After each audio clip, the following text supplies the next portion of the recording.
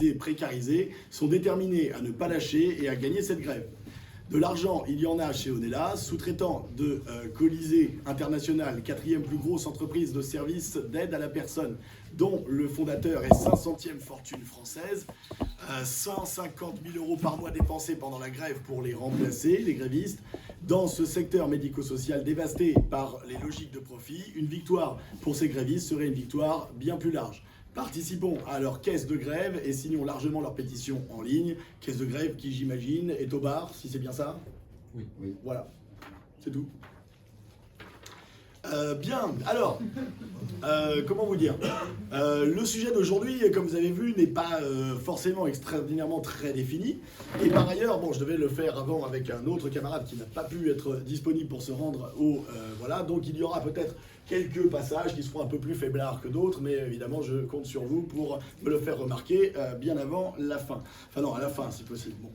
Mais en tout état de cause, c'est vrai que le sujet qui, en fait, va nous préoccuper, enfin, disons que l'objectif de cette cet exposé pas si petit que ça, va être moins de décider évidemment de débats qui traversent toutes vos discussions, pas seulement de fin de soirée, hein, sur le statut de l'animal notamment, c'est-à-dire sur les débats qui opposent par exemple les antispécistes à d'autres courants de pensée, ou sur tous les problèmes politiques qui découlent de ce genre de considération. Je signale au passage évidemment que il y a 2 ans, pour ceux qui étaient déjà avec nous, au 5e congrès du NPA, qui a malheureusement vu la scission et la séparation de notre parti que nous avons combattu, des textes avaient été produits en un certain nombre qui combattaient le spécisme et qui en tiraient un certain nombre de conclusions.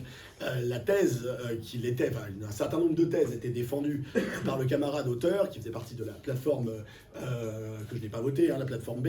Un certain nombre de thèses affirmaient donc un certain nombre de choses sur l'animal, que de manière un petit peu, bon, que c'était un être qu'il appelait sentient, que c'était un être, que les animaux pouvaient avoir une conscience, qu'ils n'étaient donc pas seulement sentients, qu'ils avaient donc possiblement une personnalité, qu'ils avaient donc la nécessité, qu'ils étaient donc opprimés au même titre qu'avant pouvaient l'être d'autres êtres humains, et qu'il fallait donc en conclure une réflexion politique, c'est-à-dire qui engage la société et la manière dont elle est gouvernée, afin de défendre les intérêts de ces êtres sentients que sont les animaux. Alors, au secours, et à juste titre d'ailleurs de leur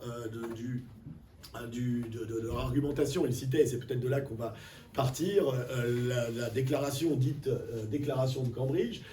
Autour du problème qui s'agite, c'est évidemment le statut de la conscience animale qu'il s'agit d'interroger.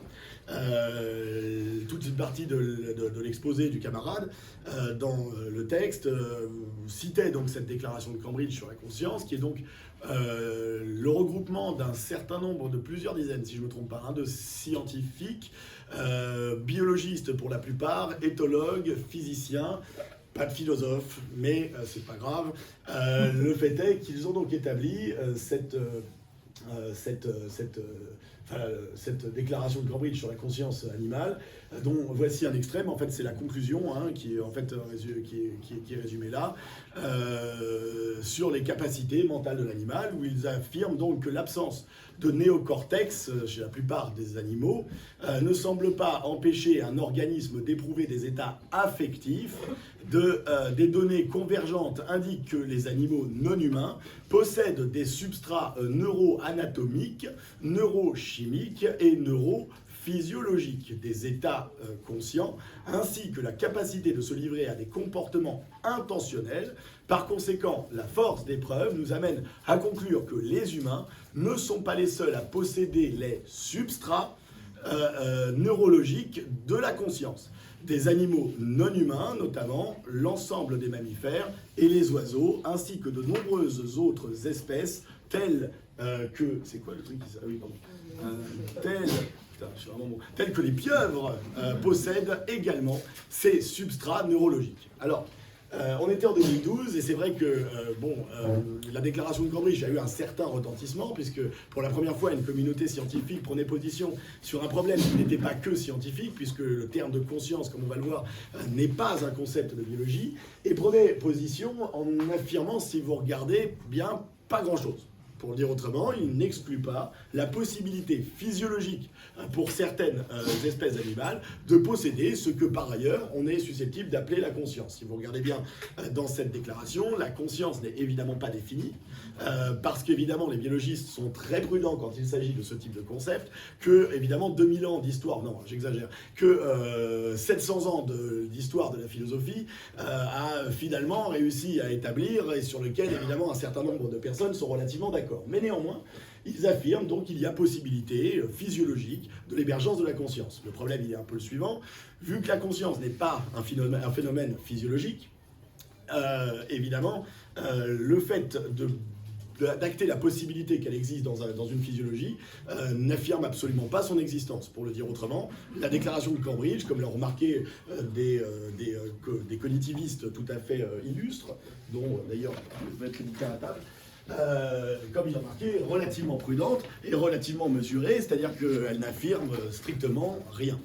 Alors, on va voir malheureusement que la manière qu'on a de définir un certain nombre de concepts, vous avez compris que je vais prendre le problème moins par l'angle biologique, et je vous affirme une chose, c'est-à-dire malgré ce que, avec mes potes, on a quand même lu pas mal de choses, voilà, mais c'est pas pour autant qu'on a une culture sans fond sur la question biologique. Je pense que beaucoup d'entre vous pourraient d'ailleurs en avoir une bien plus étendue. Mais c'est vrai que la référence de celui qui est mort cette année, de Franz de Waal, que vous connaissez peut-être, évidemment, qui est le plus lu en quelque sorte. C'est-à-dire, je ne sais pas si vous avez déjà discuté de ces questions-là. Tout le monde, à un moment déterminé, vous cite Franz de Waal. C'est parce qu'il est un des fondateurs des sciences cognitives et du concept de cognition animale. En vérité, vous allez voir que je suis quasiment d'accord avec rien de ce qu'il dit, et pourtant, la totalité de ce qu'il établit dans ce bouquin est, à mon avis, indiscutable. C'est-à-dire que sur le domaine biologique, il est, à mon avis, il donne, et je vous conseille sa lecture, ce bouquin est vraiment intéressant, mais sur le terrain biologique, tout ce qu'il annonce, tout ce qu'il expose est totalement indiscutable et absolument passionnant. Les conclusions qu'il en tire, et d'ailleurs sur lesquelles il est plus prudent à la fin des chapitres qu'au début, il fait beaucoup d'effets d'annonce, et à la fin il est beaucoup plus nuancé, à la fin de son chapitre il est beaucoup plus nuancé qu'au début, mais en fait les conclusions qu'il en tire, l'interprétation qu'il en fait, évidemment, parfois sont tout à fait sujets à discussion. Ce qui manque à la majorité des scientifiques, c'est généralement une certaine définition des concepts qu'ils mobilisent, ce qui est normal, parce que beaucoup de ces concepts ne sont pas des concepts directement biologiques, et c'est vrai que, comme disent d'autres auteurs, la culture philosophique fait défaut à beaucoup de philosophes. Non, la culture philosophique fait défaut à beaucoup de scientifiques, pas de panique, la culture scientifique fait défaut aussi à énormément de philosophes, ce qui est plus grave. Face à Franz de Waal, dont je recommande infiniment la lecture, le bouquin en plus est marrant et bien et tout, vraiment. On en a lu un peu un autre qui est exactement de la même école et de la même tradition, avec une orientation tout à fait opposée. Vous allez voir qu'il est tout à fait cognitiviste, qu'il est tout à fait biologiste, qu'il adore les animaux, comme Franz de Waal, et que pourtant il va s'intéresser, dans son bouquin qui s'appelle La symphonie inachevée de Darwin, exactement à la perspective inverse. Là où Franz de Waal va vouloir établir une continuité qu'il croit darwinienne, de l'animal, notamment du grand singe avec l'homme, Kevin Laland, avec exactement les mêmes formations, les mêmes arguments, va établir qu'il y a malheureusement une rupture de nature et non seulement de degré entre l'être humain et le reste du règne animal, notamment avec les grands singes. Moi, la formule qui m'a beaucoup plu dès le premier chapitre, c'est, pour éviter quand même les polémiques, c'est arrêtons de se jeter des choses à la figure, le fait est que nous sommes tous darwiniens ici, c'est ce que dit Lalande, et que pourtant, évidemment, alors je ne sais pas si certains ont assisté hier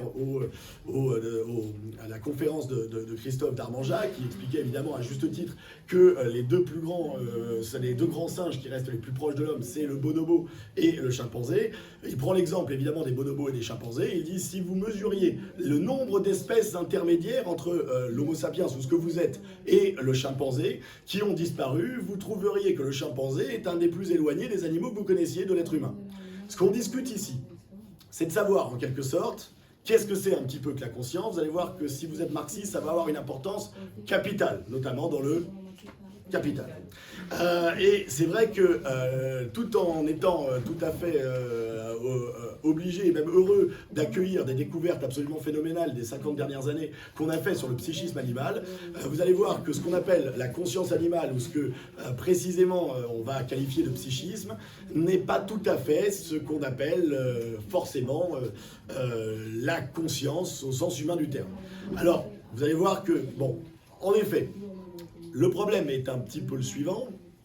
Vous voyez bien que, ou bien les animaux ont une conscience, et ça veut dire qu'il y a une continuité entre le psychisme animal et le psychisme humain, ou bien il y a une rupture entre le psychisme animal et le psychisme humain, et ça veut dire que non seulement il y a une différence essentielle entre les deux, et qu'il va falloir en rendre raison, et se demander pourquoi. Pour le dire mieux, comme le dirait Kevin Lalande, qu'est-ce qui rend raison, en quelque sorte, de cette situation particulière de l'homme, non seulement par rapport aux autres animaux, mais par rapport à la nature tout entière. Alors, on va simplement s'intéresser d'abord quand même un petit peu à l'histoire de la biologie, mais pas non plus de façon ultra-violente. Hein, vous avez reconnu, évidemment, le père de toutes les sciences, Aristote. Aristote est le père de toutes les sciences, absolument toutes, hein, c'est-à-dire que sauf les mathématiques. C'est-à-dire qu'il est le père de l'économie politique, le père de la biologie, le père de la physique, le père de l'histoire, le père de machin, c'est qu'il n'y a pas une seule science qu'il n'a pas fondée. C'est Aristote. Disciple de Platon, maître d'Alexandre le Grand, on est en gros vers entre 3 et 400 avant Jésus-Christ. Et Aristote, évidemment, qui est le père de la biologie, va s'intéresser à un problème philosophique majeur, mais qui interroge toute la nature, à savoir qu'est-ce qui fait qu'un être naturel est vivant. Il va en arriver à cette définition qui est au début du livre 2 du traité de l'âme. Il affirme cette chose: est vivant l'être naturel qui possède une âme. Vraie question à 200 000 $, évidemment. Du coup, si c'est l'âme qui rend les êtres vivants, qu'est-ce que l'âme, bien sûr? Réponse d'Aristote, et là, ne soyez pas effrayés par la formule. L'âme, nous dit Aristote, est substance, au sens de forme, d'un corps naturel qui possède la vie en puissance. Or, dit Aristote, la substance formelle est en téléchie, bien entendu. L'âme est donc évidemment en téléchie d'un corps de cette sorte. Vous n'avez strictement rien compris, c'est normal. Mesdames et messieurs, c'est une des définitions les plus difficiles d'Aristote, mais qui va... Oui, pardon. Vous allez voir qu'elle va rester valide jusqu'à aujourd'hui. Hein. Malgré tout ce qu'on a dit d'Aristote, aujourd'hui, s'il y avait une définition de l'âme que vous étudieriez, ce serait à peu près celle-là. Pour le dire autrement, il affirme en effet que les corps naturels ont une matière, nous dit Aristote, et une forme. En effet, tous les corps naturels, quels qu'ils soient vivants ou pas vivants, ont tous une matière et une forme. La question que se pose Aristote, c'est si un être est vivant, doit-on aller chercher la raison de sa vie dans la matière ou plutôt dans la forme?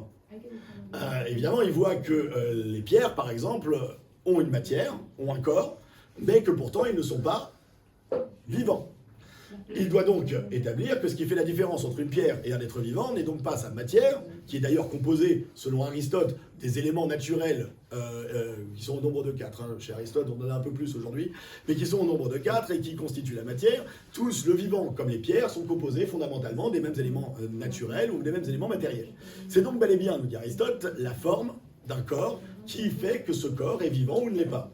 Cette forme, c'est ce qu'il appelle la substance au sens de forme, c'est-à-dire la substance formelle, et cette forme, nous dit Aristote, c'est ce qui rend un individu ou un corps vivant. Un truc intéressant, c'est que la forme, vous avez compris, c'est la configuration, tout simplement, c'est-à-dire la configuration par laquelle un être devient un organisme, et c'est-à-dire est capable, nous dit Aristote, de se nourrir soi-même, de croître et de dépérir, définition générale de la vie, établi par Aristote dans le chapitre 1 du livre 2, et que vous retrouverez toujours actuellement dans vos manuels de biologie. Vous définirez la vie, on y rajoutera généralement la reproduction. Donc la vie telle que je l'entends consiste, dit Aristote, à se nourrir soi-même, à croître et à dépérir. Or, nous dit Aristote... Tu peux aller un peu doucement pour la traduction? C'est chaud. Et tu me dis hein, si tu me redis. Hein, non, seulement doucement. Doucement, en termes de vitesse. Lentement. Ouais, lentement, tout à fait. Or, nous dit Aristote, si c'est donc la configuration qui rend un être vivant vivant, n'oubliez jamais, dit Aristote, que la matière est toujours en puissance ce que la forme est en acte. Et en fait, ah oui, bah oui, évidemment.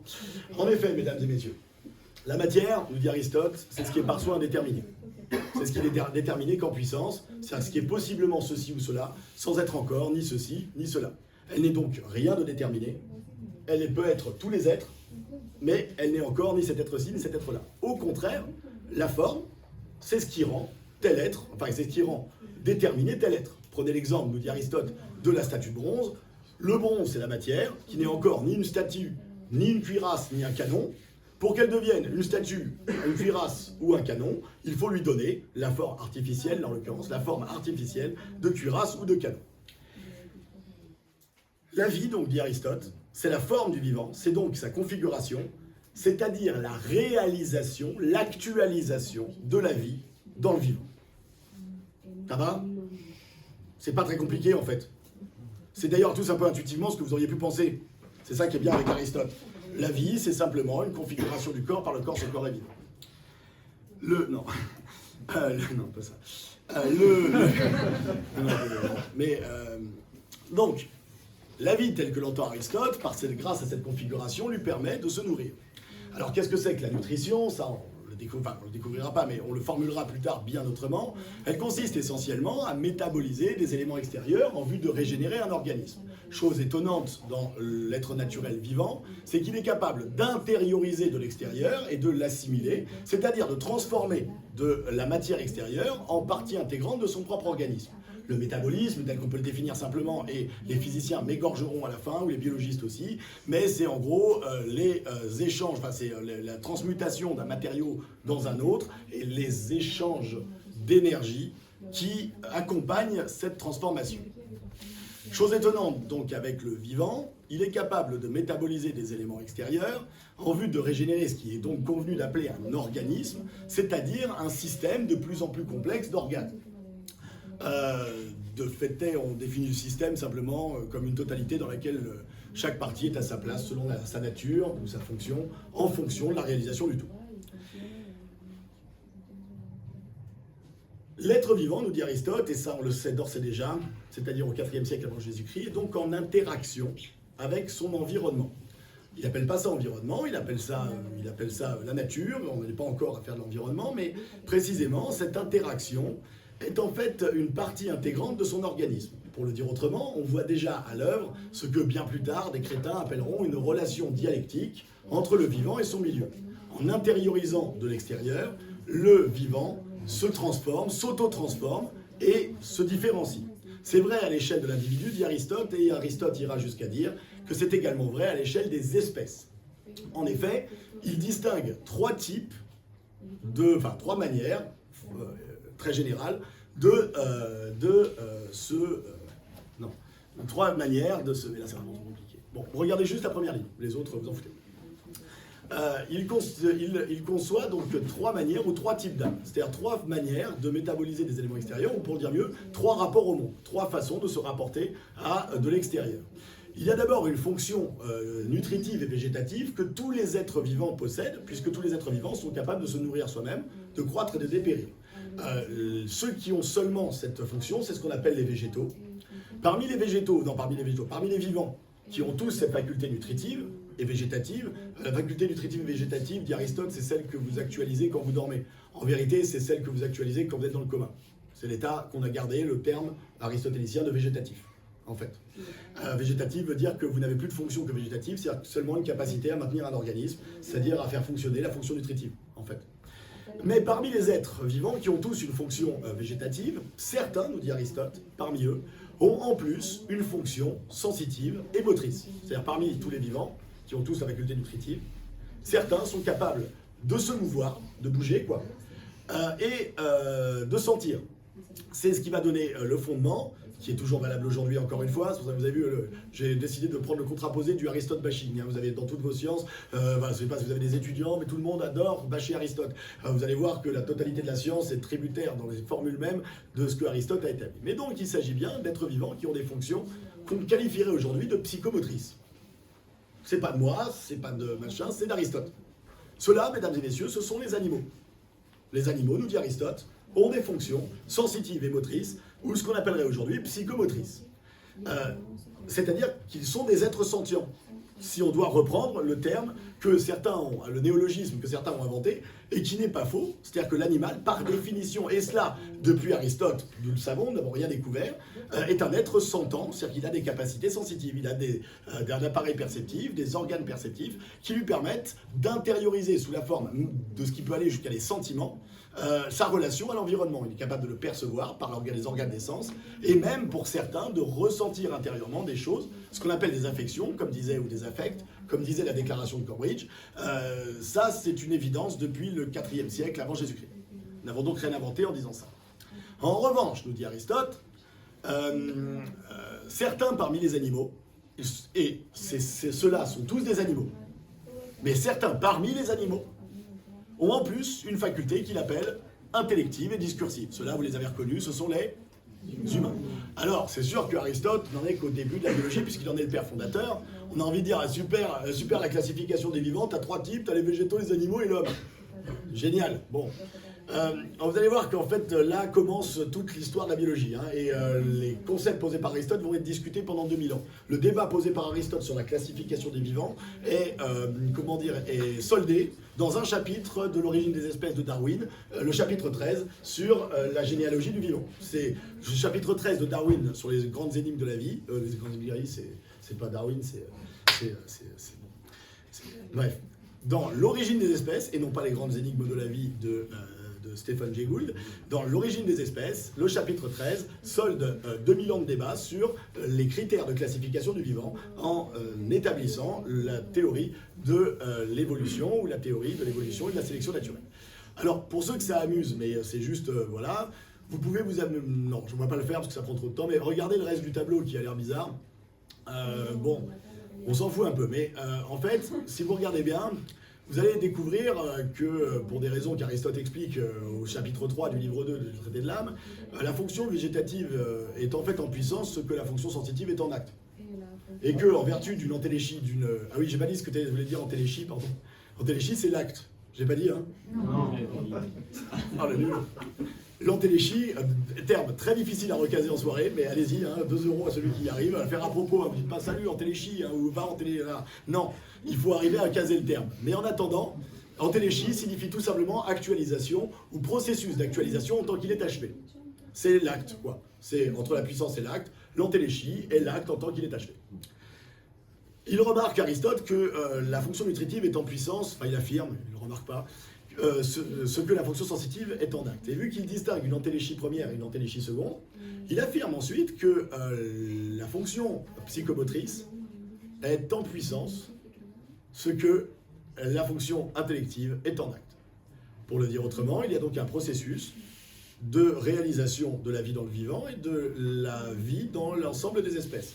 Vous voyez, naît la théorie de l'évolution. Oui, ça vous épate parce que voir que Aristote était le père aussi de la théorie de l'évolution, ça énerve tout le monde. Mais je suis désolé, c'est pas parce qu'on n'est pas là, on dirait que c'est pas la théorie de l'évolution scientifique de Darwin qui va mettre 2000 ans à naître. Mais il y a une théorie de l'évolution chez Darwin. Ce tableau en constitue la démonstration. Vous pouvez le prendre en photo. C'est une démonstration qui n'a jamais été faite en public et que je ne ferai donc pas ici, puisque je la réserve pour.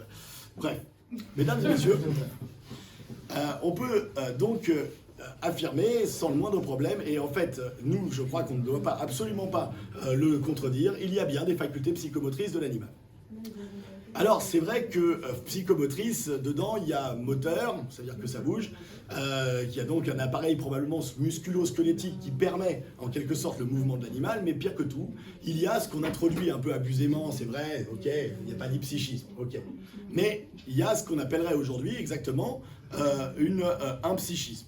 Et cela, on aurait d'autant plus tort de le nier que Aristote en est parfaitement convaincu. Et que, franchement, il n'y a pas de... La traduction, ça va?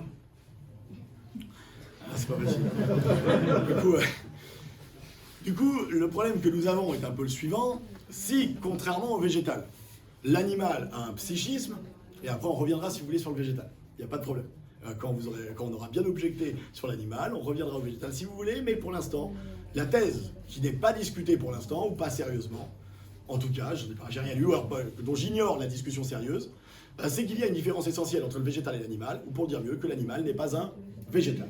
Certes, des millions de contre-exemples peuvent exister de quelque chose dont on n'arrive pas à identifier si c'est un végétal ou un animal. Le nombre de cas limites que vous allez pouvoir me citer est absolument titanesque, mais néanmoins, nous arrivons à un moment déterminé à identifier un phénomène qui existe et qui caractérise l'animal par opposition à ce qui caractérise le végétal, et n'hésitons pas à en rediscuter ensuite. Mais contrairement au végétal, l'animal a donc des facultés sensitives, un appareil sensitif, il est capable de sentir, voire de ressentir, et il est capable de se mouvoir par lui-même.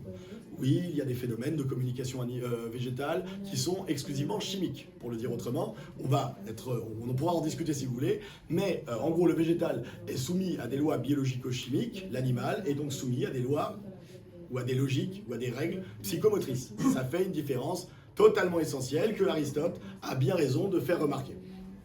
Mais du coup, si ce qui caractérise l'animal, c'est la notion de psychisme, ce que, encore une fois, je ne discute pas, et que nous aurions bien, enfin je ne discute pas en tout cas, avec lequel je me dis ouvertement d'accord, mais mon accord tout le monde s'en fout, en tout cas il y aurait très peu d'arguments qui permettraient de montrer que l'animal n'a pas de psychisme, et vous allez voir que personne n'a vraiment dit ça.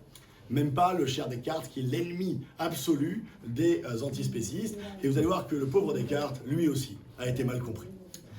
Mais le fait est que, en tout état de cause, on peut établir en quelque sorte, on peut... Ah, vous êtes déjà sur l'article, là, oui. Alors, je vous présente un des pères de l'éthologie, et un de ceux qui, en Allemagne, en 1934, grande année, a publié effectivement un ouvrage particulier, c'est-à-dire pendant qu'il ne restait plus qu'un seul communiste sur le territoire allemand, certains faisaient encore, et à juste titre, de l'éthologie, et cela en s'inspirant notamment de la philosophie en vogue à ce moment-là, c'est-à-dire celle d'Heidegger, Heidegger étant le recteur de l'Académie de Berlin, je crois, l'année d'après, sous le régime de Hitler. Bon.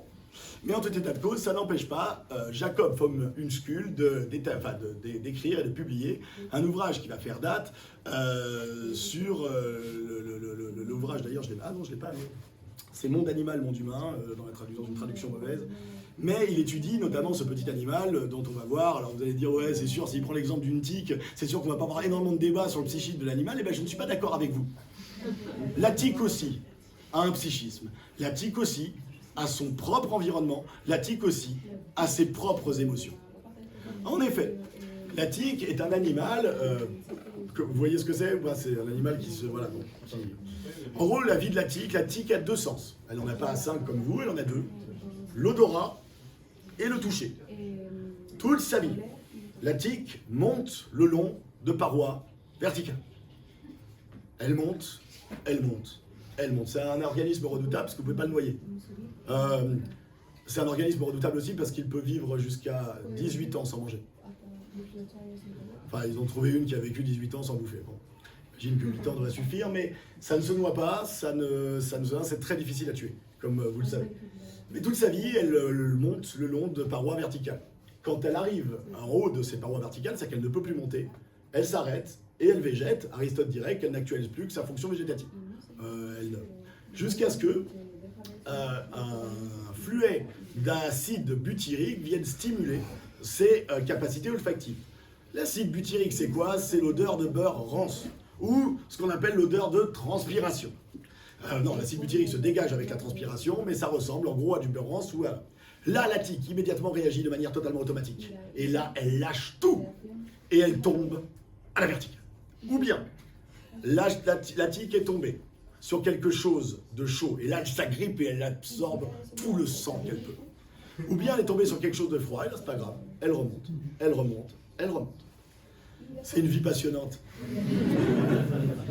Mais l'appareil psychomoteur de la tique lui permet une résistance individuelle, en tout cas absolument époustouflante, et telle est la vie de la tique. Alors, la thèse de Unskull, c'est évidemment de dire que les capacités perceptives de la tique déterminent un certain rapport à l'environnement. À partir du moment où elle a en fait des sensations, et qu'elle est capable donc de réagir à des situations particulières, c'est-à-dire par exemple le fait qu'il y ait de l'acide butyrique, s'il n'y a pas d'acide butyrique, elle ne réagit pas, elle s'en fout complètement, elle ne perçoit rien et elle s'en fiche complètement. Il y a donc des capacités psychomotrices.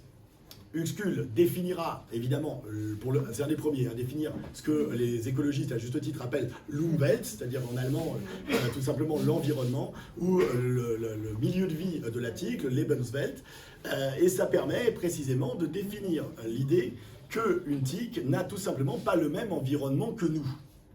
Ou pour dire mieux, non, ça on s'en fout aussi. Pour le dire autrement, elle ne se rapporte pas à son environnement de la même manière que nous, pour la simple et bonne raison qu'elle n'a pas du tout les mêmes capacités psychomotrices de s'y rapporter. Ça, c'est dans le livre de Uxküll, ces 3 dessins qui sont un peu évidemment totalement schématisés, mais où en fait Uxküll vous explique que c'est pas la même chose que vous percevez quand vous êtes tout simplement un humain, planche numéro 2, un chien-chien, planche numéro 3, et une mouche, planche numéro 4. Je vous laisse regarder 3 secondes. Les parties colorées sont celles probablement que l'individu perçoit. Les parties moins colorées sont celles qu'il perçoit moins, qu'il ne perçoit pas du tout.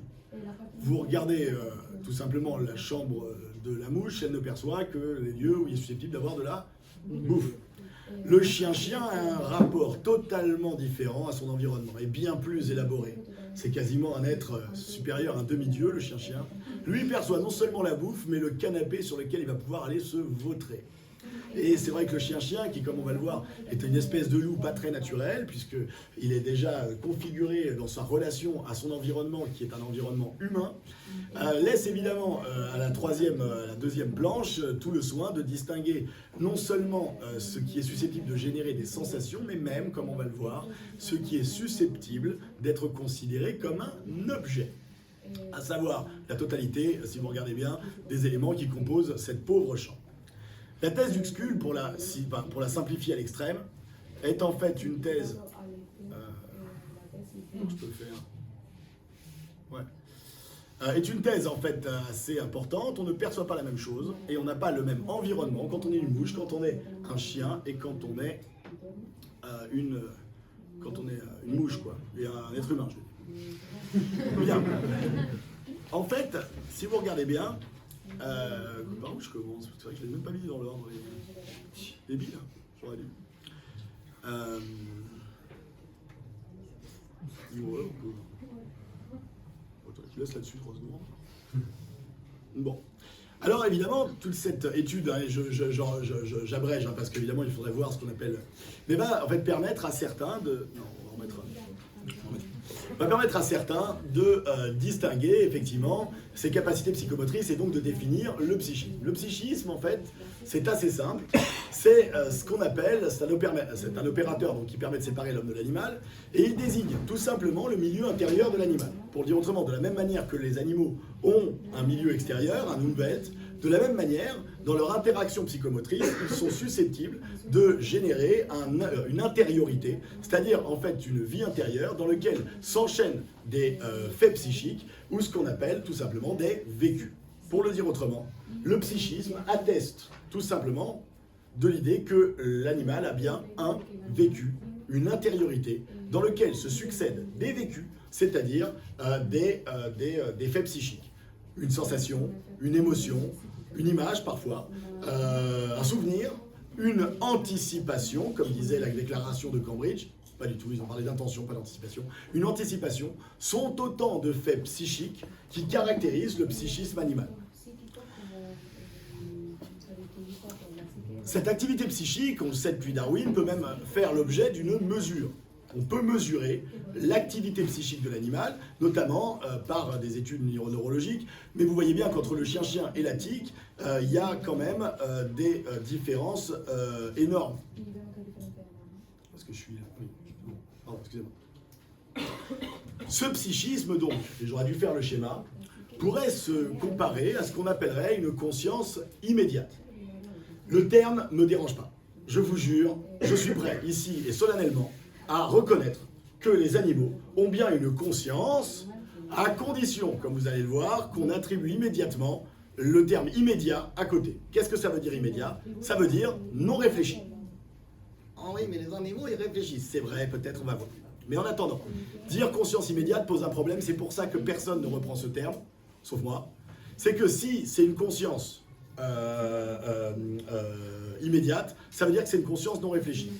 Le terme de Claude Bernard dans la médecine expérimentale, auteur du XVIIe siècle et auteur du coup du premier ouvrage de méthodologie médicale, va parler d'une conscience, enfin il va parler non pas de conscience, il va parler en fait d'un psychisme inconscient et aveugle. Et vous voyez le problème, c'est que immédiat, ça veut dire exactement ça, ça veut dire non réfléchi, inconscient et aveugle. Le terme de conscience immédiate pose donc problème, ça veut dire que ce serait comme une conscience inconsciente. Vous voyez le petit problème qu'on a. Ça veut dire, mesdames et messieurs, mais ça il faut que vous le mesuriez, qu'il y a plein de choses qui se passent dans notre psychisme humain et qui ne sont pas conscients du tout. Ça c'est très important parce que on dit il y a une rupture entre l'homme et l'animal sur le terrain de la conscience, vous ne mesurez pas l'ensemble des activités totalement inconscientes et aveugles que vous êtes capable, auxquelles que vous êtes capable de produire dans une journée, tout l'ensemble des perceptions non conscientes auxquelles vous êtes capable de réagir, ne serait-ce que dans une ambiance de groupe, dans le repérage d'une domination hiérarchique de repérer qui est le chef, de se mettre bien avec ceci, de se mettre là, tout ça, vous le faites le plus souvent de façon inconsciente et aveugle, et par exemple, respirer, marcher. Heureusement que vous n'êtes pas obligé de réfléchir à chaque fois que vous inspirez et que vous n'êtes pas obligé de réfléchir avant de mettre le pied droit devant le pied gauche et qu'après d'ailleurs il faut avoir précisément autant de facteurs de votre psychomotricité qui sont totalement inconscients et aveugles et le caractère inconscient et aveugle du psychisme animal n'est pas le propre de l'animal, nous le possédons aussi. Le fait est néanmoins que... C'est pour ça que je ne sais pas pourquoi il est revenu en arrière. C'est la raison pour laquelle, si donc l'animal a un psychisme, il va falloir distinguer le psychisme de la conscience. La conscience, pour le moment, désigne non seulement la notion de psychisme, c'est-à-dire la notion d'un savoir, ça vient du latin cum scientiam, qui veut dire avec savoir. Conscience. C'est obligé. Ce qui est important avec le terme de conscience, c'est que ça implique un redoublement du savoir. Pour le dire autrement, l'animal peut tout à fait agir sans savoir qu'il agit. Il peut tout à fait sentir sans savoir qu'il sent. Il peut tout à fait réagir sans savoir qu'il réagit. Il peut très bien être en activité sans du tout savoir qu'il est en activité. Cette faculté qu'est la conscience, pour le moment, on l'a plutôt repérée chez l'homme, chez le singe humain, si vous voulez. Le singe qui a pris forme humaine, c'est-à-dire celle, en gros, que vous avez. Le fait est néanmoins que si donc il y a psychisme et conscience, on va devoir distinguer un psychisme inconscient et aveugle d'un psychisme conscient et réfléchi. Le terme inconscient et aveugle, je l'emprunte à Claude Bernard. Hein, donc. En effet, c'est Descartes hein, là, que vous voyez. Descartes, c'est pas n'importe qui, puisque évidemment sa méthodologie avec celle de Newton va être le fondement de la physique moderne. Mais voilà ce que nous dit gentiment, pas si gentiment que ça, hein, Descartes, en plein milieu de son discours de la méthode, notamment dans sa 5e partie.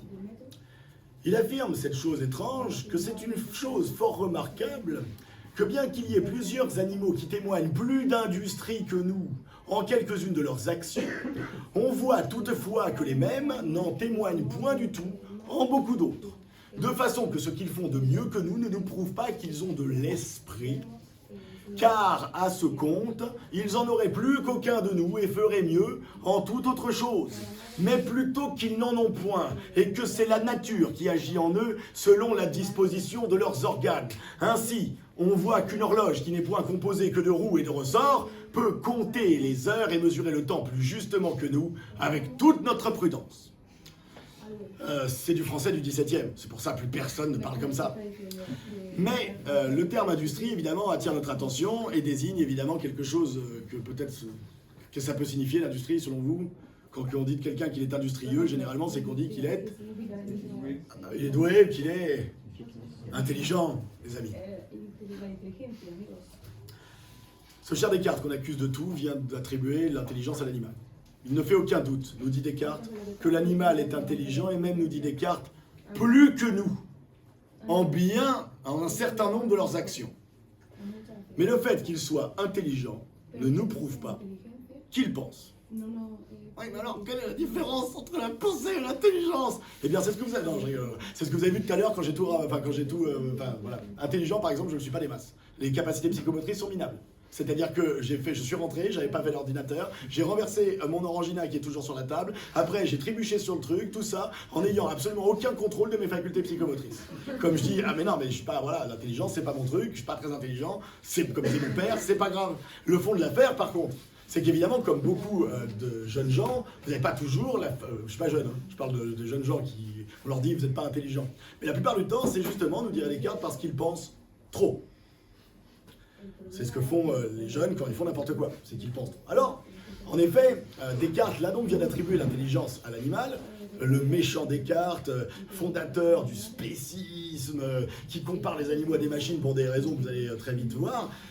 En effet, là, est en train de dire non, non, les animaux, ils sont carrément intelligents et même bien plus que nous en certaines de leurs actions. En effet, la thèse de l'adversaire, qui ne serait autre à l'époque que Michel de Montaigne, par exemple, viserait à dire qu'il partirait d'un principe qui est que s'il y a intelligence, il y a forcément pensée. Je dis ça parce que la confusion est très fréquente et elle devient très grave si on étudie l'intelligence artificielle.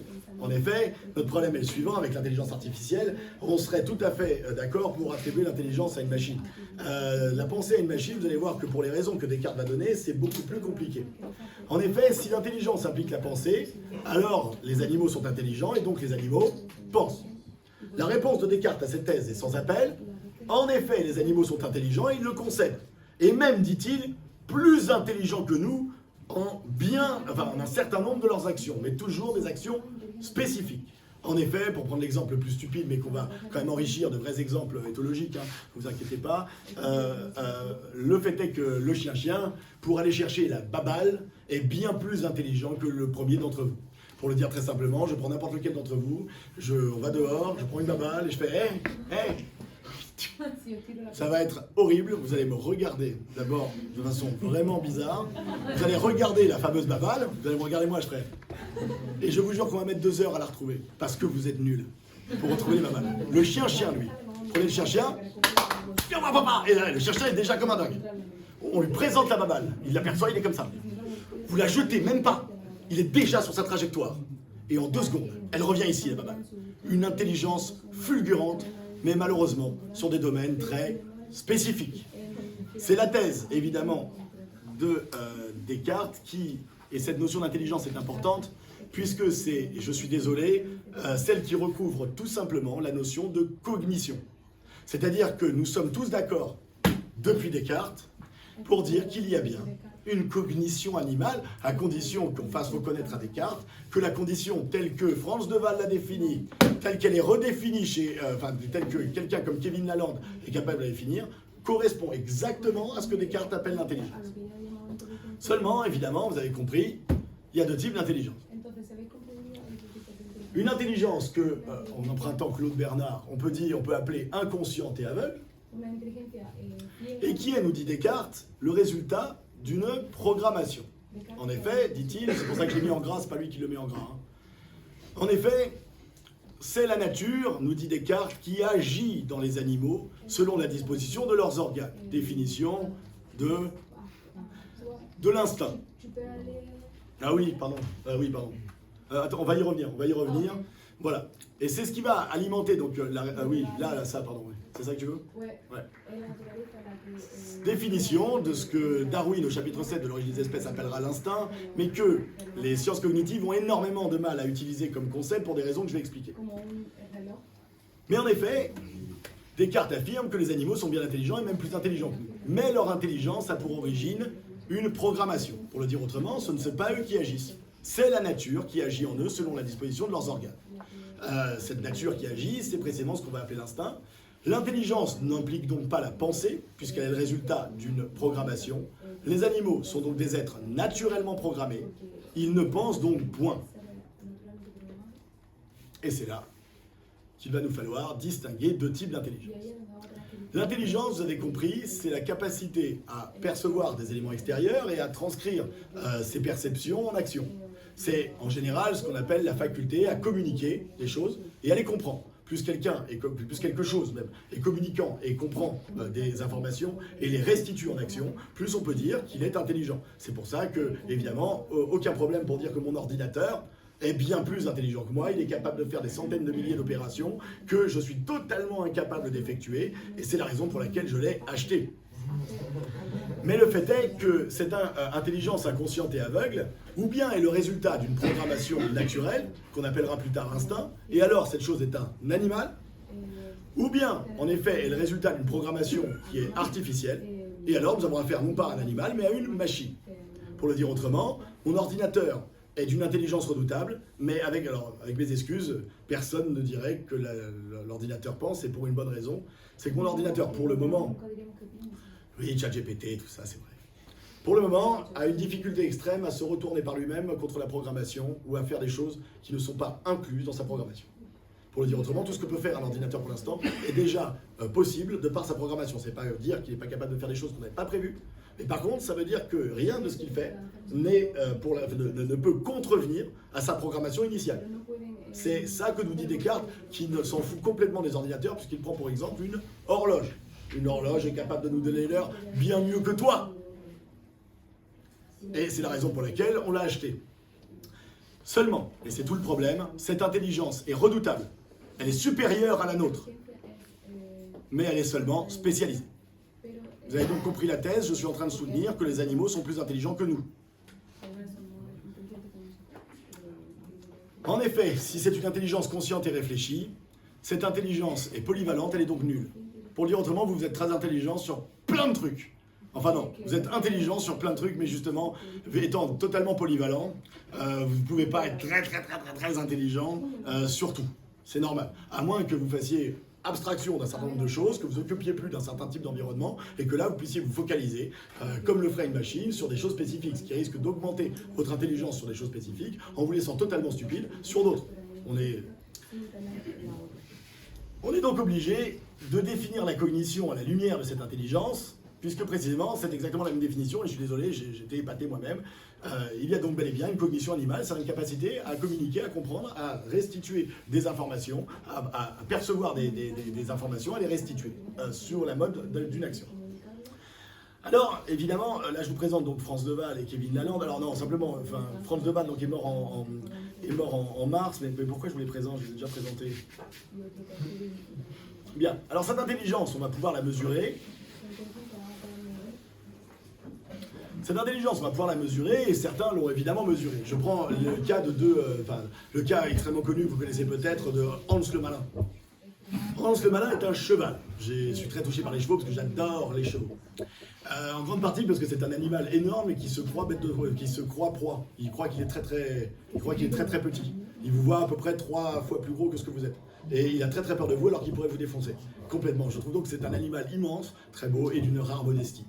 Mais ce cheval, le cheval a donc des capacités psychomotrices tout à fait étonnantes parce qu'il est très sensible à des manifestations d'émotions. Et c'est vrai que là-dessus, par exemple, on n'est pas tous égaux. Vous avez remarqué que certains d'entre vous sont capables de percevoir des situations sociales que vous n'avez absolument pas remarquées. Vous avez compris que l'un en faisant un tic comme ça, ou en étant complètement toqué, était peut-être mal à l'aise, en vous disant bah non, il a l'air bien bon. Le cheval, lui, est intégralement configuré pour percevoir la moindre de vos expressions, y compris, et ça ils l'ont démontré il n'y a pas longtemps, y compris faciale. Pour le dire autrement, le cheval est capable d'une reconnaissance faciale. Comme le sont les singes, et comme le sont les guêpes. Pour ça, celle que vous avez tuée hier, ben, c'est pas bien. Parce que les autres se rappellent de votre visage. Non, je rigole. Non, le Hans le Malin a quelque chose d'intéressant, c'est qu'on s'est aperçu, son maître s'est aperçu, alors son maître, vous le voyez là, c'est lui là. La photo est pas bonne, je suis désolé. C'est lui, il a un grand chapeau. Vous avez remarqué? C'est un animal extraordinairement malin parce qu'il est capable de faire des calculs, figurez-vous. Il est capable d'additionner, il est capable de soustraire, et capable de faire des multiplications. En effet, vous lui montrez des chiffres et il tape au sabot sur le sol pour exprimer le chiffre que ça fait. C'est-à-dire si vous lui mettez 3 plus 4, en reconnaissant ses formes, il est capable de taper 7 fois sur le sol. Époustouflant. Je crois que je vous regarde, il est allé jusqu'à la multiplication. Ils l'ont fait faire des multiplications à ce cheval et on l'a appelé Hans le Malin pour une simple raison. Pas du tout celle-là. C'est qu'en fait, un auteur, C'est un cheval, hein? Ah, que se llama Hans. Un cheval. On s'est aperçu, enfin, un éthologue allemand a trouvé ça fascinant. Vous avez vu le monde qu'il y a, hein. Vous imaginez combien vous deviez payer la représentation de Hans le Malin en train de calculer, quoi. Comme le cochon qui faisait 9,9. Mais le fait est que, précisément, Pfungst, un éthologue allemand qui s'appelle Pfungst, va trouver ça vraiment extraordinaire. Et va commencer à tester, quand même, dans quelle mesure il est capable, ce cheval, par exemple, de faire les mêmes calculs si vous enlevez son maître, celui avec le grand chapeau. Le cheval, évidemment, s'est mis à accumuler les erreurs, et pire que tout, hein. En voyant Pfungst en face, qui lui montrait les mêmes formes, le cheval se mettant à taper au sol, Pfungst en train de faire... Le cheval s'est mis à le mordre. Il s'est mis à mordre Pfungst, parce que, en fait, le cheval, et ça c'est extraordinaire, réagissait seulement uniquement aux expressions faciales et au comportement corporel de son maître. Pour le dire autrement, il y a tout un tas de choses qu'on fait sans en être conscient. Le cheval, vous imaginez, à partir du moment où vous voyez qu'il calcule, voilà, n'importe qui fait. Le cheval perçoit intégralement ça, perçoit toute la mobilisation du corps, et en fait arrivait à arrêter son sabot au moment où il percevait une réaction tout à fait psychologique et totalement inconsciente de votre part, que faisait son maître, qui en plus était doué d'un chapeau à large bord, qui devait, dit Pfungst, augmenter encore les mouvements perceptifs du cheval. Alors Pfungst est devenu furax, hein, le maître du cheval, quand Pfungst a dit, alors ils lui ont mis évidemment des œillères, ça marchait plus du tout. Dès qu'on le mettait avec le maître de l'autre côté, il n'y a plus rien qui marchait. Bref, tant qu'il ne voyait pas les réactions du maître, plus aucun calcul n'était valable. J'insiste là-dessus, non pas pour montrer les limites du psychisme animal, mais au contraire pour montrer ses capacités. C'est-à-dire qu'il est capable de capter des trucs que vous êtes totalement incapable de capter. Mais le maître a donc été très triste de comprendre que son cheval n'était probablement pas un cheval savant au sens où il le croyait, c'est-à-dire au sens où il croyait qu'il était capable de calculer, de soustraire et d'additionner, mais qu'il était évidemment savant, au sens cognitif du terme, de manière tout à fait différente. Il a donc accusé son cheval de trahison, l'a revendu. C'est une très triste histoire, ouais, c'est sûr. Alors que ce cheval... Ha explicado así de última que, por lo tanto, como que obviamente que el dueño se dio cuenta de eso y abusó al caballo de traición y lo vendió. No sé qué tiene que ver con... C'est bon. Désolé, c'est moi qui me suis perdu. Alors, en effet, c'est tout le problème qui va intéresser la psychologie et l'éthologie avant les sciences cognitives. Mais vous allez voir qu'en fait, ces gens, malheureusement, contrairement à ce que dit Frans de Waal, n'ont pas dit que des bêtises. Et notamment parce que Frans de Waal lui-même est l'élève de ces gens, c'est-à-dire des gens qui vont en fait être les pères fondateurs de l'éthologie et qui vont définir en fait le psychisme animal d'une certaine manière, en grande partie parce qu'ils vont expliquer que l'intelligence animale étant parfois redoutable, le psychisme animal n'en est pas moins obnubilé. Obnubilé, ça veut dire quoi? Ça veut dire que le psychisme animal est en quelque sorte absorbé par des perceptions et qu'il ne réagit qu'à certaines perceptions en fonction, dirait Descartes, de sa configuration physiologique. En effet, l'animal est capable de bien des choses, mais absolument pas d'instituer ou d'instaurer un rapport réfléchi à son environnement. Le psychisme animal, diront Konrad Lorenz et Nico Tinbergen, le deuxième étant l'élève du premier, est en fait un psychisme obnubilé parce que l'animal, en quelque sorte, fait un avec son environnement et fait un avec son propre vécu. C'est-à-dire qu'il est immergé, absorbé, scotché, on dirait, par son propre vécu et par son environnement. De sorte que le psychisme animal est en fait essentiellement sous l'emprise, disent Tinbergen et Konrad Lorenz, sous l'emprise de l'instinct. Alors, cette définition de l'instinct n'est pas de moi, elle est de Darwin dans l'origine des espèces, chapitre 7. Je le dis quand même, parce qu'évidemment, des gens comme Frans de Waal vont critiquer cette notion d'instinct, parce qu'ils croient que l'instinct, c'est ce qui est inné, c'est-à-dire ce qui est génétique. Darwin, qui n'a aucune connaissance de la génétique, ou pas encore, n'a absolument pas dit ça. Il dit tout ce qui découle de la configuration, tout comportement qui découle directement de la configuration physiologique de l'animal, c'est-à-dire de son corps. Et son corps au sens biologique.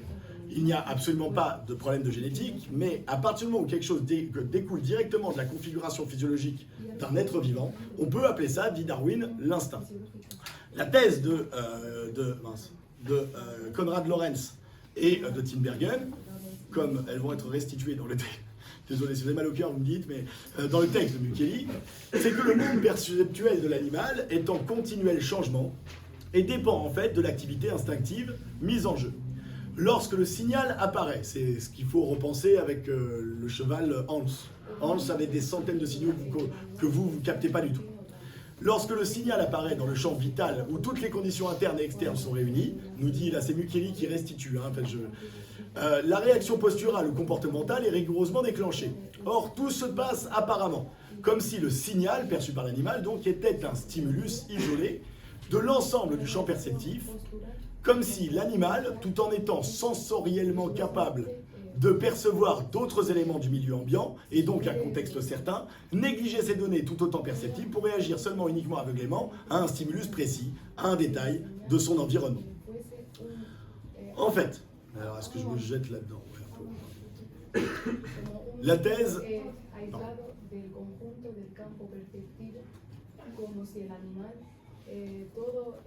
Estando todos sensorialmente capacitados de percibir otros elementos del medio ambiental y aunque en un contexto concreto negliger estos datos, todo teniendo todo igual de perceptible para reaccionar solamente, únicamente, ciegamente a un estímulo preciso. Un détail de su J'étais pas obligé, en fait, ça va m'introduire, c'est chiant. Et, en fait, on aurait pu l'expliquer autrement, mais désolé, hein, c'est bien, mais en fait, ça nous permet de faire une pause. Mais, en gros, la thèse de Tinbergen et de Konrad Lorenz, que restitue Micheli dans l'introduction à la psychologie structurale, consiste tout simplement à affirmer que le psychisme animal est en fait un psychisme obnubilé sous l'emprise complète de l'instinct. Alors, qu'est-ce que ça implique? Ça implique que l'animal perçoit, mais ne perçoit pas des objets comme vous. Il perçoit en fait ce qu'il appelle des stimuli, ou ce qu'ils vont appeler tous, là ce que Micheli va appeler des formes signales, ce qu'on appelle aussi en allemand des Gestalt. Pour le dire autrement, ça veut dire que l'animal ne perçoit quelque chose que quand ça a une signification biologique pour lui. Les exemples que prend Micheli, et qui étaient déjà vrais pour le cheval, c'est l'exemple, par exemple, de l'épinoche, qu'il ne faut surtout pas confondre avec l'épinochette, comme nous le fait remarquer. Bon, je ne savais même pas qu'il y avait la différence, je m'en fous. Mais l'épinoche, par exemple, vous voyez, vous voyez un mâle qui a un ventre rouge. Ce ventre rouge signifie que le mâle est en période de reproduction. Si la femelle est en période de reproduction, elle va réagir par automatisme au signal ventre rouge du mâle. Vous pouvez mettre n'importe quel ventre rouge et supprimer le mâle, la femelle réagira exactement de la même manière. Vous pouvez même mettre un bout de carton qui bouge, même le mouvement n'est pas important. Avec cette couleur-là, la femelle réagira. Au contraire, si un mâle se retrouve exactement en période de reproduction avec ce ventre rouge, mais que la femelle n'est pas du tout en période de reproduction, elle ne le percevra même pas. Ça ne déclenchera absolument aucune réaction, puisque ça n'a pour elle aucune signification biologique. En effet, l'animal ne perçoit pas des objets, il perçoit des formes signales. Alors je vais peut-être m'arrêter seulement sur cette distinction forme signal objet. En effet, si je vous montre par exemple ce verre, vous êtes capable, alors un animal, lui, ne percevra ce verre qu'à une condition. Là, sous l'angle, vous le voyez, c'est en gros un espèce de rond rouge sur fond blanc. Si le signal rond rouge sur fond blanc a une signification biologique pour l'animal, il y réagira de manière automatique, avec un psychisme modulé, mais donc avec une efficacité redoutable. C'est la raison pour laquelle il ne réfléchit pas, il s'en fout. Et donc précisément, toute son intelligence est mise au service précisément de sa psychomotricité, qui est déclenchée automatiquement et de manière obnubilée par un signal. Si au contraire, le signal cercle rouge sur fond blanc n'a aucune signification biologique pour l'animal, l'animal n'y réagira même pas et selon Konrad Lorenz, ne le verra même pas. Vous, au contraire, ce verre pourrait avoir une signification biologique pour vous, c'est là où il y a de la boisson. Et avec cette boisson, vous allez métaboliser des éléments extérieurs, notamment de l'alcool, pour régénérer votre organisme. Mais néanmoins, vous qui êtes malheureusement des humains, donc d'une intelligence totalement inférieure, vous êtes pourtant capable d'identifier que ce n'est pas seulement le signal rond-rouge sur fond blanc, mais qu'il s'agit en fait d'un vert. En effet, votre psychisme a reconstitué, a remodélisé activement la totalité de l'objet que vous êtes capable d'identifier, qui n'a aucune signification biologique pour vous. C'est-à-dire que vous le percevez même quand vous n'avez pas soif, et exactement comme la totalité de votre environnement, qui d'ailleurs, au point qu'on est obligé de vous apprendre à percevoir des choses. Mais comprenez que ce verre, vous êtes capable de l'objectaliser, c'est-à-dire de le considérer ou de le constituer en objet. L'animal, lui, n'a jamais affaire à des objets, il a affaire à des formes signales. Ou bien ça a une signification biologique et il y réagit automatiquement, ou bien ça n'a pas de signification biologique et il ne le voit pas, ou il ne le perçoit pas. C'est un peu important, d'ailleurs ça dépend de la configuration physiologique de l'animal. Par exemple, vous ne mesurez pas ce que l'éléphant est capable de percevoir avec sa trompe. C'est-à-dire que c'est un organe, c'est quasiment tout son organe de sensation est quasiment concentré dans la trompe. Et vous êtes capable de constituer ce verre en objet et de, comme vous allez le voir, vous instituer soi-même comme sujet par rapport à cet objet. Cette distanciation sujet-objet, qu'on appelle l'objectalisation, est constitutive, est une des premières constitutions, facultés constitutives de la conscience de soi. L'animal, tel qu'on le connaît, en est pour le moment. On ne connaît pas d'espèce qui a réellement objectalisé quelque chose. Et vous allez voir que c'est pour une bonne raison. Alors, vous allez voir que le cas du chimpanzé est particulier. Attention, les grands singes vont avoir un petit statut. On va leur faire un petit statut, voilà. Mais objectaliser, vous allez voir pourquoi. En fait, l'homme est le seul qui arrive à objectaliser et à s'instituer soi-même comme sujet par rapport à cet objet. Ce qui veut dire d'ailleurs qu'un objet n'existe que pour un sujet et qu'il n'y a de sujet que par rapport à un objet. L'animal n'a pas une subjectivité au même sens que vous. Tous les problèmes qui consistent à le considérer comme une personnalité juridique, par exemple, ça ne veut pas dire que je suis contre, ça veut dire que ça pose plein de problèmes.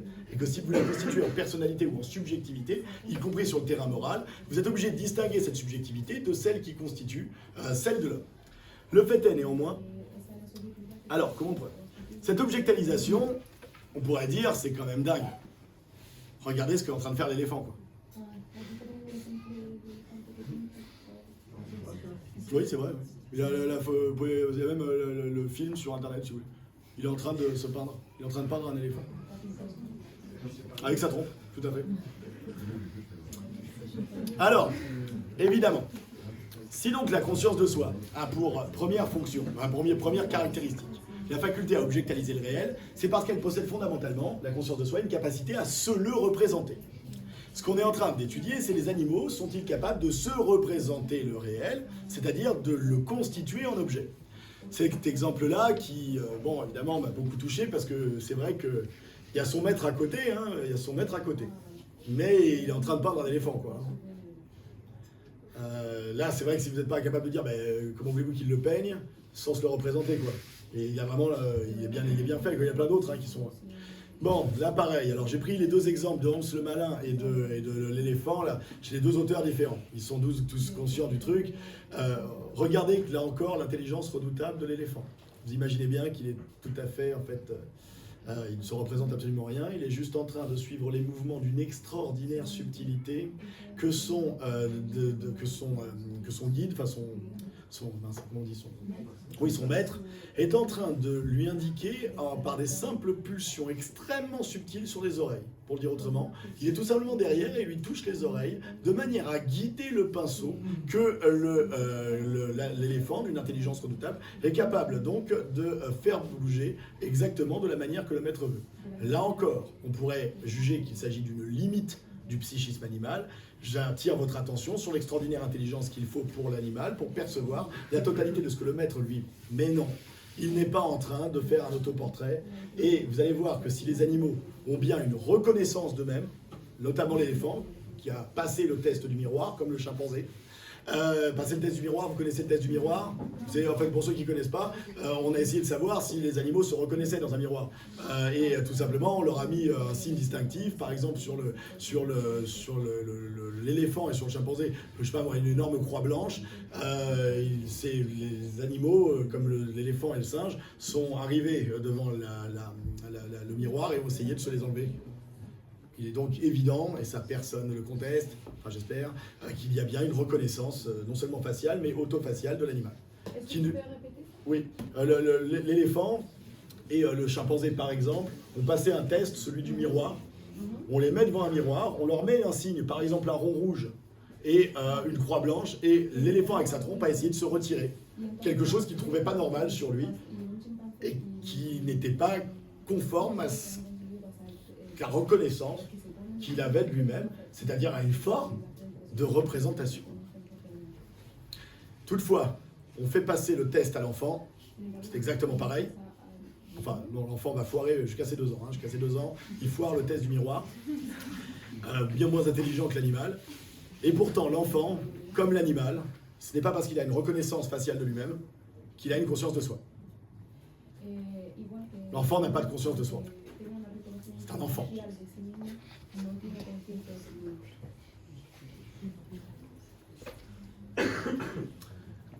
Alors, pour savoir ce que c'est que la conscience de soi, on va s'arrêter 3 secondes sur ce magnifique tableau que vous avez reconnu de Velázquez. Que vous connaissez, non? Déjà vu? Ménine de Velázquez, bien sûr. Mesdames et messieurs, est-ce que vous savez combien il y a de personnages sur ce tableau?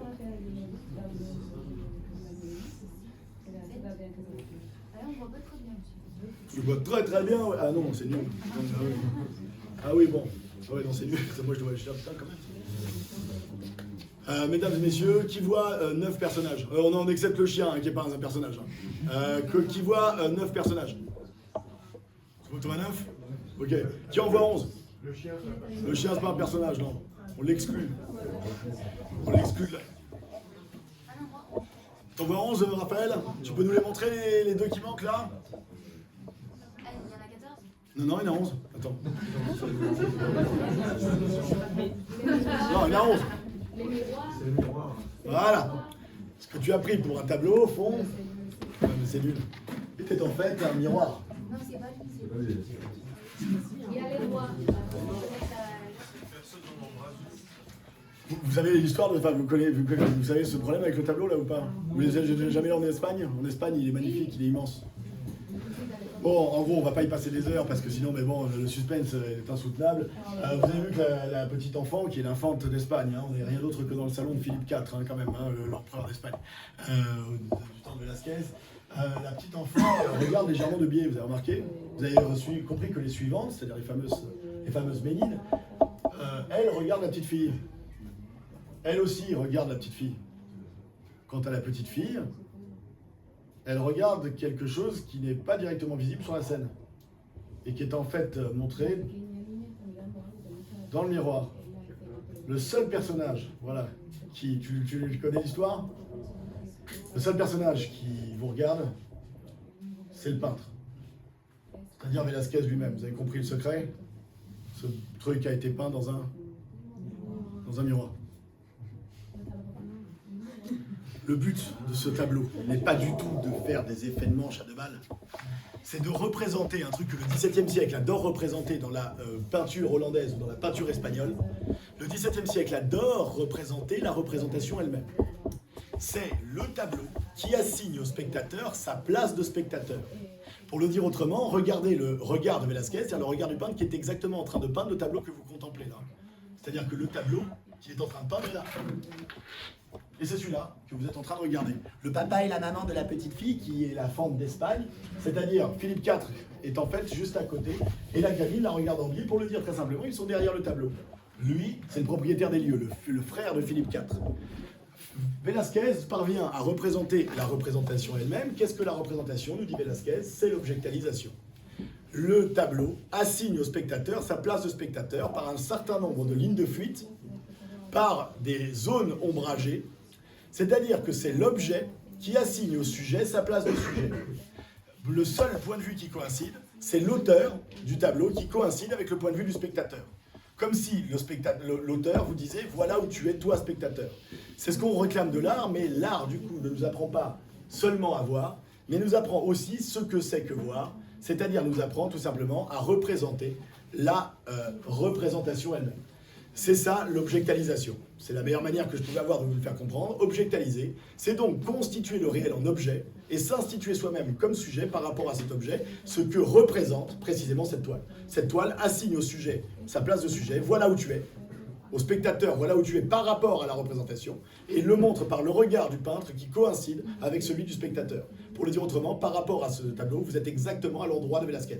C'est-à-dire que dans ce tableau, ou plus en tableau, vous êtes Velázquez, qui se regarde dans le miroir en vous regardant vous. C'est ça la représentation. Alors ça va nous aider un peu pour la suite, non pas d'ailleurs parce qu'on va y rester des heures, mais on va se demander du coup qu'est-ce qu'il y a. Alors on va concéder, parce que sinon on va s'embourber dans on va s'embourber. Oui, s'il y a reconnaissance au stade du miroir, les animaux sont capables de se représenter les choses. De se représenter, on s'entend. On accepte volontiers que certains animaux, parmi les plus évolués, on pense par exemple à l'éléphant, on pense par exemple aux chimpanzés, sont tout à fait capables parce qu'ils ont une intelligence visuelle, c'est-à-dire que leur intelligence dépend des parties, sont tout à fait capables de se représenter des images, mais totalement dépendantes, comme on l'a dit, de leur organisme ou leur configuration physiologique. Toutefois, et là par contre j'ai été étonné, les spécialistes des sciences cognitives sont tous d'accord avec moi sur l'idée, mais je les trouve vachement durs, que par contre, il y a un truc qui est sûr, c'est que l'animal ne parle pas. En effet, les amis, de la même manière qu'il ne faut pas confondre une perception inconsciente et aveugle, qui découle directement de la configuration physiologique de l'animal, de la même manière, il ne faut pas confondre ça avec une communication consciente et réfléchie. Franz de Waal, le gros vilain, va jusqu'à affirmer que l'animal n'a pas de langage. Quand même, bah oui. Bien sûr que si, il a un langage. Regardez cette abeille, celle qu'étudie Karl von Frisch en 1955. Elle est tout à fait capable de communiquer par le biais de signaux qui déclenchent des réactions physiologiques aux autres membres de sa ruche, les zones de butinage, par des signes articulés, ce que différencier. En effet, vous connaissez l'histoire. Les abeilles, en fait, c'est très simple. Karl von Frisch remarque que quand la zone alors, il y a deux types d'abeilles. Il y a une division sociale de l'activité chez les abeilles. Eh oui. Je n'ai pas dit du travail, hein, vous avez vu. Chez les abeilles, il y a une division sociale de l'activité de telle manière qu'il y a des abeilles butineuses et puis des abeilles éclaireurs. Les abeilles éclaireurs doivent pouvoir communiquer aux abeilles butineuses les zones de butinage. Elles ont donc un système de signes qui découlent de leur configuration physiologique, mais qui sont totalement perçus par les abeilles butineuses. Si la zone de butinage est à moins de 150 mètres, l'abeille éclaireur fait des cercles en spirale autour de la zone, de manière à indiquer où est la zone. Si au contraire, elle commence à opérer une danse en 8, c'est que la zone de butinage est à plus de 150 mètres, et il faut que les abeilles éclaireurs se placent sur la diagonale du 8. Il y a donc bien un système de signes, qui ne sont pas encore des signes linguistiques, un système de signaux différenciés et donc articulés, puisqu'ils sont séparés les uns des autres et qu'on ne réagit pas de la même manière si c'est l'un ou si c'est l'autre. Il y a donc bien, avec mes excuses, et contrairement à ce que ces méchants spécialistes des sciences cognitives affirment, il y a donc bien un langage animal, c'est-à-dire un système de communication. Pourtant, ce n'est pas parce que il y a un système de communication que l'animal parle. En effet, l'animal ne procède que par un code de signaux. C'est-à-dire que de la même manière qu'il ne perçoit que des formes signales, il ne peut réagir qu'à des signaux. Il communique, alors j'ai mis des passions, mais parce que c'était un clin d'œil à Descartes, il ne communique que des choses qui découlent directement de sa configuration physiologique. De la même manière, tout signal appelle toujours une réaction. S'il n'y a pas de réaction, c'est qu'il n'y a pas eu communication. Mais chez l'animal, en effet, ces réactions sont en fait le résultat d'une manifestation qui implique une réaction. Le message produit n'implique pas la représentation. L'abeille n'a pas besoin de se représenter une zone de butinage pour réagir automatiquement et aller directement vers la zone de butinage. En fait, il s'agit d'un système de signes juxtaposés qui ne sont en fait que des signaux que l'animal ne perçoit que parce que ça a une signification biologique. Le problème, et qui va engager toute la culture, et là après on va voir la fin, on va voir la suite, c'est que le langage humain, lui, évidemment, utilise non seulement des signes, mais des signes qu'on va qualifier de linguistiques. Pour le dire autrement, la relation du signifiant au signifié n'a absolument aucun rapport biologique. Dans le terme arbre, si vous regardez bien, même du point de vue du son, il n'y a strictement rien qui évoque l'arbréité de l'arbre. D'ailleurs, en anglais, c'est tree, et en allemand, c'est Baum. Des sons qui n'ont strictement rien à voir, et qui désignent pourtant la même représentation psychique, à savoir un arbre, que vous avez tous en tête. D'ailleurs, je vous signale que je ne vous ai pas demandé quel arbre vous êtes représenté. Vous êtes représenté un arbre. Mais on ne sait pas, là, avec arbre, si c'est un pommier, un châtaignier, un noisetier, ou si c'est simplement... comment ? Parce que, évidemment, vous avez été capable de faire abstraction de tous les arbres particuliers pour concevoir un arbre universel que vous représentez sous telle ou telle forme. Ça, l'animal, mesdames et messieurs, en est tout à fait, et là j'insiste, tout à fait incapable. Même pas le singe Washoe, même pas les plus intelligents des singes qu'on a. En effet, le problème de la pensée humaine, c'est-à-dire du psychisme conscient et réfléchi, c'est qu'en fait, il ne se représente le réel que parce qu'il est capable de le penser. Et il ne peut le penser que parce qu'il est capable de se le représenter, et il ne peut se le représenter que parce qu'il utilise des signes linguistiques, c'est-à-dire un système de signes institués qui ne découle pas de la nature ni de notre configuration physiologique, parce que c'est le premier pas de la culture. Le signe linguistique, c'est une institution sociale qui constitue les premiers fondements de la culture humaine, c'est-à-dire que c'est parce que l'homme parle qu'il a des institutions culturelles. Il ne pourrait pas avoir d'institution culturelle, et j'insiste sur le mot institution, s'il n'était pas capable de parler et s'il n'était pas capable de dire quelque chose. En effet, le signe linguistique est en fait un symbole. Alors je ne reviens pas sur la notion de symbole. Le symbole veut dire que le signifiant est n'a plus aucun lien naturel avec le signifié. Pour le dire autrement, ce lien est donc institué. Quand je vous dis arbre, le son arbre que vous entendez est un signifiant qui renvoie dans votre esprit, qui n'est non pas à l'arbre dehors d'ailleurs, sinon j'aurais fait, mais précisément à une représentation psychique que vous avez, parce que vous êtes tout à fait capable en fait de penser. Notez que si les signes linguistiques avaient un lien naturel avec ce qu'ils représentent, vous voyez qu'on n'arriverait pas à dire grand-chose. On pourrait dire par exemple wawa, vroom vroom, boum, ce qui voudrait dire le chien a été écrasé par la voiture. Mais vous voyez que dès qu'on parlerait de matérialisme dialectique ou d'économie politique, on aurait énormément de mal à mimer la plus-value ou à mimer tout simplement la baisse tendancielle du taux de profit. C'est-à-dire que, évidemment, que le simple fait que nous soyons capables d'instituer un système de signes arbitraires nous permet effectivement de le démultiplier à l'infini et donc précisément d'avoir une liberté de représentation ou de représentation mentale absolument infinie. La question, évidemment, va être, qui est traitée par Engels, va être si donc la pensée implique le langage par signe linguistique, c'est-à-dire implique la parole. En gros, on peut communiquer sans parler. L'animal a des systèmes de communication redoutables, mais il ne parle pas parce qu'il est incapable de reconnaître. On peut lui apprendre. Alors, oui, on a appris au singe Washoe, au chimpanzé Washoe, à reconnaître des symboles, c'est vrai. Et même à établir des conversations qui m'ont étonné, parce que j'ai découvert ça il y a 2 ans à la fête de lutte ouvrière, où une camarade faisait un exposé là-dessus, où j'étais complètement comme un dingue, en disant mais regardez, le singe est incapable de parler avec les mains. En fait, effectivement, il y a bien là, le chimpanzé, qui est le maximum, est capable de reconnaître des symboles et d'attribuer ces symboles à des trucs qu'il représente dans sa tête, sans doute sous forme d'image, parce qu'il a une acuité visuelle très grande. Il est capable d'une interaction sociale extrêmement grande, le singe bien plus que nous, enfin, le singe, et de stratégie intelligente, etc. Tout ça, on peut l'attribuer à l'animal. Mais c'est vrai qu'il est capable d'avoir quelques dizaines de mots à son vocabulaire, mais c'est vrai, en font remarquer les éthologues, ça dépasse pas... en gros, vous n'arrivez à signifier avec le singe que ce qui le concerne, son corps, sa bouffe, et ses besoins naturels. C'est très difficile de parler d'autre chose, quoi. Voilà, soit ça a une signification biologique pour lui, et là il reconnaît les symboles, et ce sont vraiment des symboles.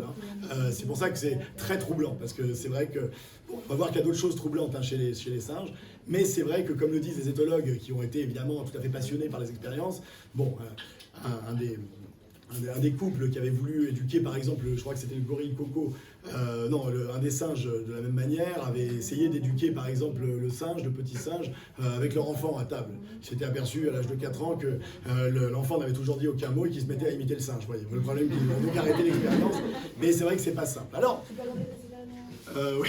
Un couple, c'est une histoire que raconte Kevin. non, pas la table, en fait, un couple d'éthologues avait tenté, pour voir si on pouvait apprendre dès la naissance le langage, la parole, en fait, à un singe. Ils avaient éduqué, en mettant à égalité leur enfant et le singe, jusqu'à ce que l'enfant reconnaisse le singe comme son frère, mais à 4 ans, il ne parlait toujours pas et se mettait à avoir le même réseau de signification que le singe. Ils ont donc mis un terme à l'expérience en voyant qu'en fait c'était... Bon, c'est une histoire rigolote que raconte Kevin Lalande pour se moquer un peu de l'éthologie. Ah ouais, regardez, le singe est comme nous, etc. Alors, en effet, la question que se pose Engels, dont j'aurais dû vous remontrer l'image là, que se pose Engels, que c'est pas posé tellement Engels, mais quand même... c'est que la question, c'est que pourquoi, certes, donc vous avez compris, l'être humain a une conscience réfléchie parce qu'il parle. Et il parle parce que, et c'est là le problème que se pose Engels dans le rôle du travail, dans la transformation du singe en homme. La thèse d'Engels, c'est très simple, hein.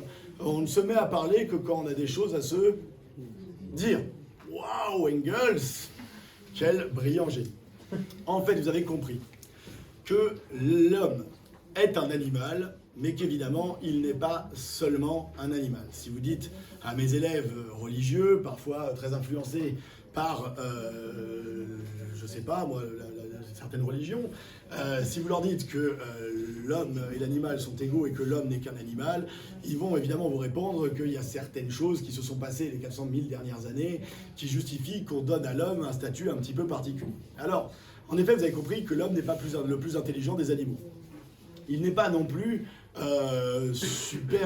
psychomotriquement super génial. Il n'a aucune force, pas de griffes, pas de serre, pas de crocs, pas de bras, pas de chocolat, on allait dire, mais finalement, c'est vrai que loin d'être naturellement quelque chose de supérieur aux autres animaux, il aurait plutôt tendance, comme on peut se le constater en se regardant les uns les autres, qu'il est plutôt inférieur à beaucoup d'espèces animales. Tout simplement parce que, et c'est bien le sens qu'on a, il ne possède pas dans sa configuration physiologique les moyens nécessaires à sa survie. Alors, j'insiste, juste pour en finir avec l'éthologie ou avec la cognition. Non. En fait, le problème des éthologues, c'est qu'ils définissent la culture comme tout ce qui est acquis chez l'animal. À partir du moment où l'animal acquiert des savoir-faire et qu'il est capable de les transmettre, ils disent qu'il y a culture. Inné égale nature, acquis égale culture. Sauf que vous voyez bien que parfois, on peut apprendre des choses aux animaux qui dépendent toujours de leur configuration physiologique. Vous, en revanche, l'être humain, c'est là le contraire. Tout ce qui est physiologique chez vous, manger, ce vin, ce pot-là, et tout simplement a été appris culturellement. C'est-à-dire que même manger, vous ne le faites pas instinctivement parce que vous êtes tout simplement déficient physiologiquement. Alors cette thèse de la déficience physiologique de l'homme, c'est-à-dire que vous ne possédez pas dans votre configuration physiologique les moyens nécessaires à votre survie, pas de serre, pas de griffes, pas de sabots, pas de crocs, rien qui vous permet de vous défendre, vous n'êtes même pas spécialement intelligent. Tout ce que peut faire l'homme de mieux que la plupart des espèces, c'est courir longtemps. C'est tout ce qu'il peut faire, il court longtemps, pas très vite. En fait, il peut courir longtemps, et pas très vite. Le thème, évidemment, n'est pas nouveau. C'est le thème que vous reconnaissez dans le mythe de Prométhée. Vous savez qui est Prométhée? Prométhée est le frère d'Épiméthée. Et ils ont un troisième frère qui s'appelle Atlas, celui à qui Zeus a dit « Tiens-moi ça, je reviens ». Ce sont 3 titans, hein, comme vous le savez, c'est-à-dire des forces naturelles qui, évidemment, sont les enfants d'Ouranos et de Gaïa et qui sont des titans qui sont les adversaires des dieux dans la guerre que les dieux olympiens qui eux ont forme humaine. Hein. Autant les titans sont des forces naturelles avec 50 têtes et 100 bras, autant précisément les dieux olympiens sont tout simplement des dieux à forme humaine. Le combat de l'homme contre la nature va prendre la forme mythologique d'une guerre des dieux olympiens contre les titans qui va se solder après pourtant une lutte acharnée par la victoire des dieux olympiens et parmi eux le roi, à savoir Zeus. Zeus, en effet, le dieu de l'harmonie, de l'ordre, en vertu de laquelle, comme vous le savez, chaque chose est à sa place selon sa nature, en fonction de la réalisation du tout. Il est donc le dieu également de la justice, et il est un très brillant et très fin politique. Il est donc assez intelligent pour avoir réussi à peser sur les titans et en rallier quelques-uns à sa cause. Et c'est notamment le cas de Prométhée et d'Épiméthée, à qui il demande, pour les récompenser de les avoir ralliés, de créer les espèces vivantes. Il donne donc une montagne de qualité à Épiméthée et à Prométhée et demande de faire le partage entre les différentes espèces vivantes avec un critère, garantir la survie de l'espèce. Épiméthée, qui n'est pas très réfléchi comme son nom l'indique, demande à Prométhée de pouvoir faire seul le partage. Ensuite, dit-il à Prométhée, tu viendras l'examiner.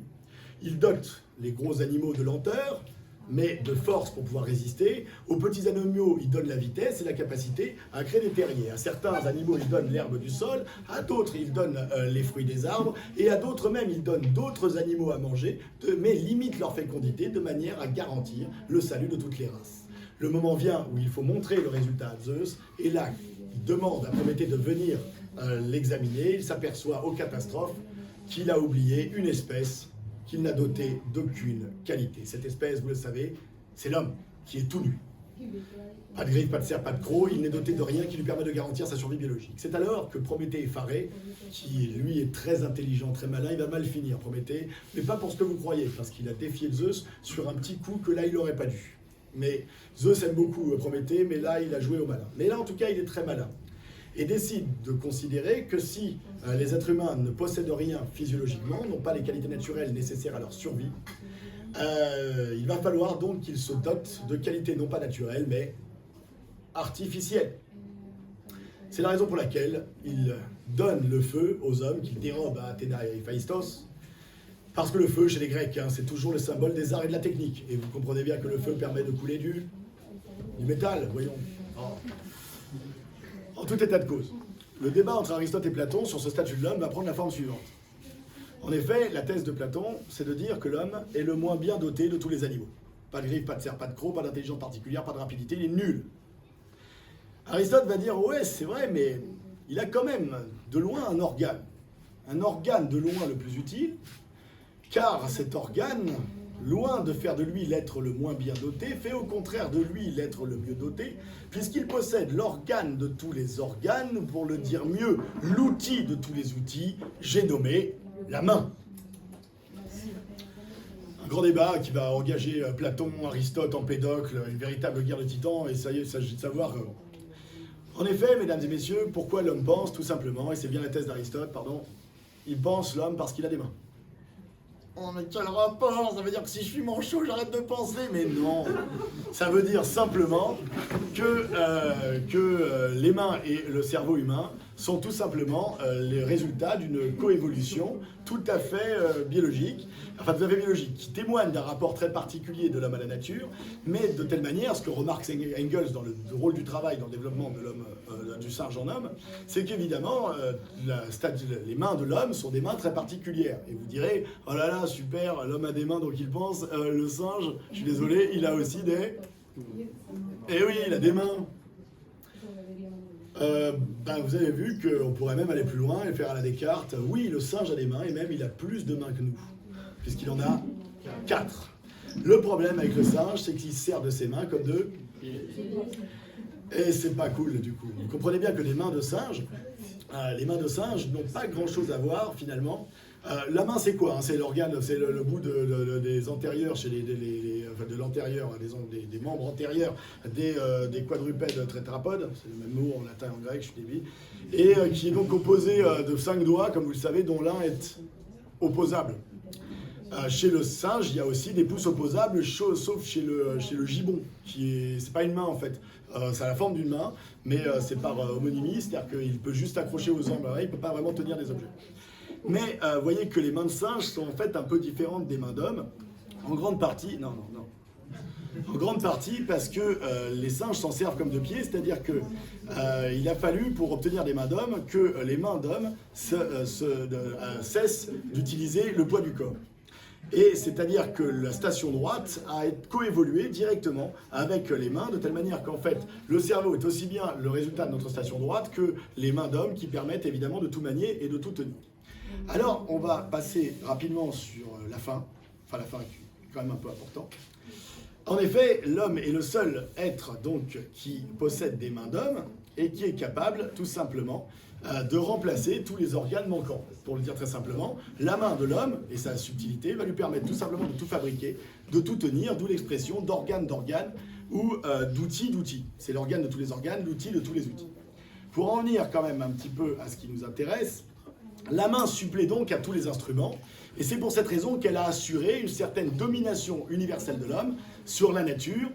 La main, comme le dit Engels, c'est donc non seulement l'organe du travail, le moyen du travail, mais comme on va le voir, est aussi le résultat du travail. Le fait est, néanmoins, qu'évidemment, si l'homme est le seul à parler, et qu'il est le seul à parler parce qu'il est le seul à penser, et qu'il est le seul à penser parce qu'il possède des mains, vous allez voir qu'il est le seul à posséder des mains, tout simplement parce qu'il est le seul animal qui travaille.